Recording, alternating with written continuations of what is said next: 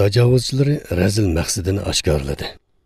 Xitoy tajovuzchilari Sharqiy Turkistonga tajovuz qilib kirgan 68 yildan buyon Sharqiy Turkiston musulmonlarini dindan chiqarish, asli madaniyatidan yodlashtirish uchun har xil razilliklarni, qirg'inchiliklarni ilib berayotgan bo'lsa-mu, biroq xalqaro jamiyatga, shundaqla islom allariga har xil vositalar bilan o'zini yaxshiroq ko'rsatishga tirishib kelgan edi.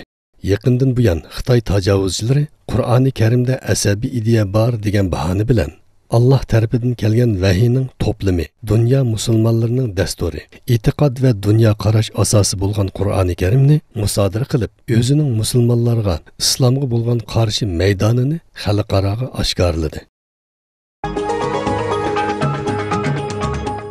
Xitoy Uyg'ur musulmonlarini dindan chiqarmoqda. Sharqiy Turkistonning Xotan shahri ittifoq maydonida ikki yuzlamachilikka zarba berishni cho'nqurlashtirib, istil tuzash faoliyati yig'ini uyushtirgan. Bu faoliyat keng ko'lamlik ilib berilgan bo'lib, faoliyatga Xotan shahar, Xotan nahiya va yezilardan bo'lib, 10 mingdan oshiq kishi qatnashtirilgan. Yig'inda Uyg'ur kadrlari va omma birdek kommunizmga sodiq bo'lish, ikki yuzlamachilikka qarshi turish qasamnomasi qilishga majburlangan. Amerikadagi Xitoy elchixonasi oldida namoyish o'tkazildi. Dunyo Uyg'ur qurultiyi har yili 1-oktabrni Uyg'urlar uchun motam kuni deb e'lon qilgan bo'lib, dunyoning har qaysi joylaridagi Uyg'ur jamoati bu kunda har xil shakllardagi norozilik faoliyatlarini tashkillash orqali o'zlarining Xitoy hukumatiga bo'lgan g'azabini ifodalab kelmoqda.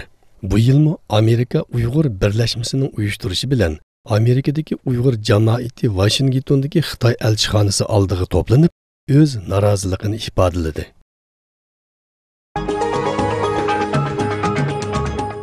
Turkiya davlat ishchi sirtida terrorchilarga uzluksiz zarba bermoqda.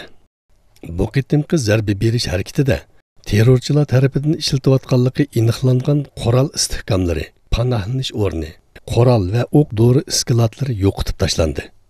Yana bir tarafdan Turkiya Cumhuriyeti Baş Komandanlık İştabı bayonot berib, oldingi bir haftalik jarayonda Hakkari, Shirnak, Mardin, Siirt va Diyarbakirda bo'lgunchi terrorlik tashkiloti PKK'ga qarshi elib borgan zarba berish harakatlarida 63 terrorchining bartaraf qilinganligini, qonunsiz yo'llar orqali chegaradan o'tishga uringan 16172 kishining qo'lga tushirilganligini uqtirdi.